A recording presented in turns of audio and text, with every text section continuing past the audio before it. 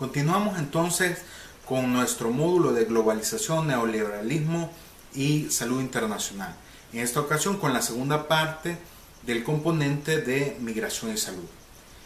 Voy a mencionar algunos aspectos para la discusión y voy a cerrar con unas preguntas que pueden servir de reflexión para los estudiantes.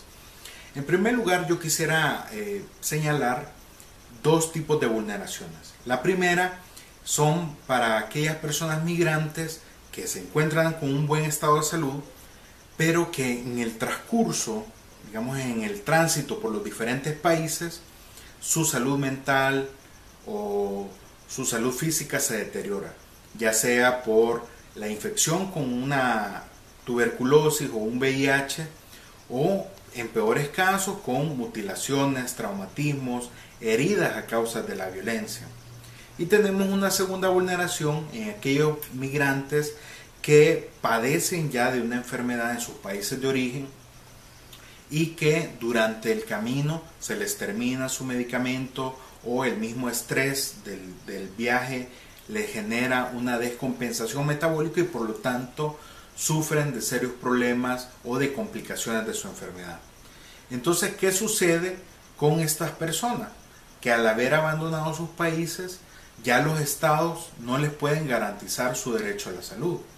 Entonces hay que señalar en primer lugar que hay una gran desigualdad entre los migrantes y las personas nacionales.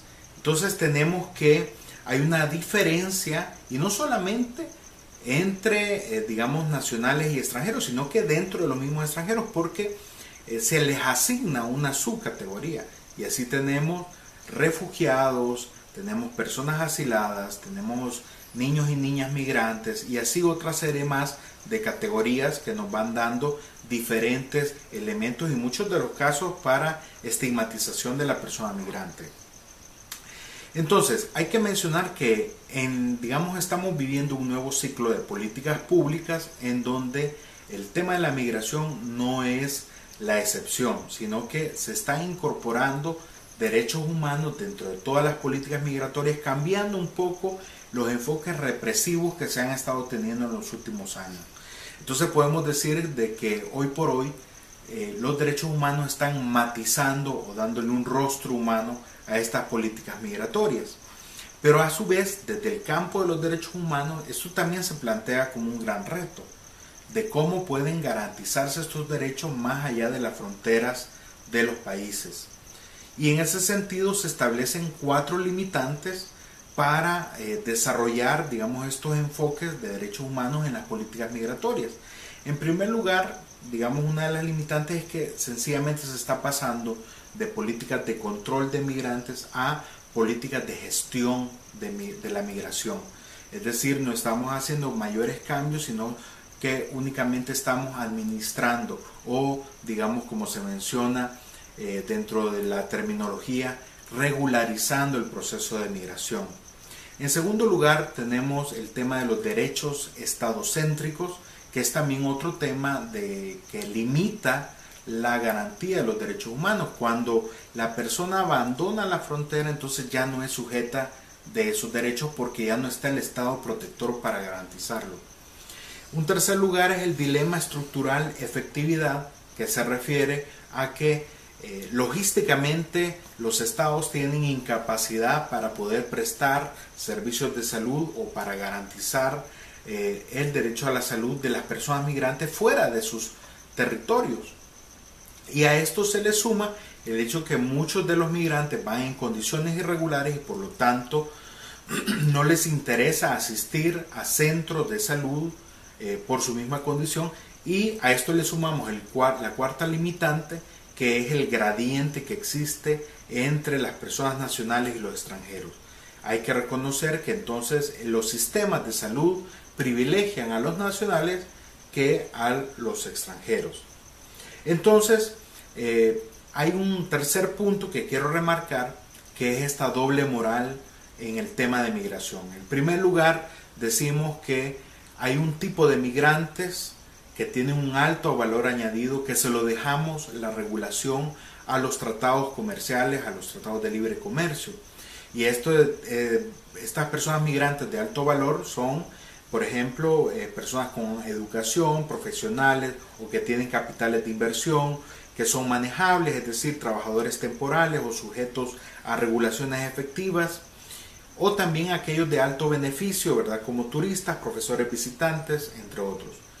Y por otro lado, le estamos dejando a los gobiernos aquella supervisión de la migración de personas, digamos, de bajo valor agregado. Y ahí podemos señalar los trabajadores migratorios poco calificados, los refugiados, los pobres en general. Esos con los que lidia la opinión pública, donde están los que están abogando por los derechos de la migración, se tienen que entonces el gobierno tratar de resolver. Entonces hay una doble moral. Cuando me conviene, establezco acuerdos comerciales que me permite la fuga de cerebros, me permite aceptar a esas personas migrantes, y por otro lado le dejo el otro grupo a que los gobiernos a través de sus políticas logren resolverlo.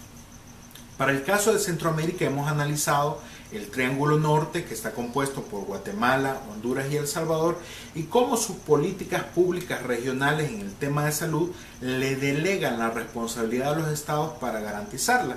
Y realmente la gran mayoría de estas políticas tienen una lógica de prevenir, digamos, o de evitar la migración. Son políticas de contención, siempre bajo la lógica que las enfermedades o los males vienen desde el sur. Entonces hicimos un análisis de que en estos países del Triángulo Norte cuenta cada uno de ellos con organismos que garantizan la protección de los migrantes. Para el caso de El Salvador está con Migrantes, para el caso de Honduras está con APROM, y para el caso de Guatemala tenemos a CONAMIGUA. Entonces, estos tres organismos tienen bajos niveles de coordinación con organismos regionales como OPS, la Organización Internacional de las Migraciones, y COMISCA. Y si nos vamos a la articulación entre los Ministerios de Salud, la Secretaría de Salud de México y en el caso de Estados Unidos, realmente solo El Salvador tiene un nivel de coordinación para el caso de las enfermedades de vigilancia obligatoria, que tienen digamos una importancia epidemiológica, y no así Honduras, que no tiene ningún nivel de coordinación, y el caso de Guatemala, que existe un poco de coordinación sobre todo con México. Entonces quiero cerrar mi intervención dejándole dos preguntas. La primera es: ¿qué ocurre entonces cuando los derechos dependen del reconocimiento estatal? Y en segundo lugar es: ¿cuál es el sentido de abogar por los derechos humanos de las personas migrantes si al final de cuentas esto es acordado por los estados por vía legal? Es decir, si el estado es el que me va a reconocer el derecho, pero solo si me otorga o no un estado de legalidad. Así llegamos al fin de este corto video, esperando que puedan tener las suficientes componentes conceptuales para la discusión y la reflexión suficiente. Muchas gracias.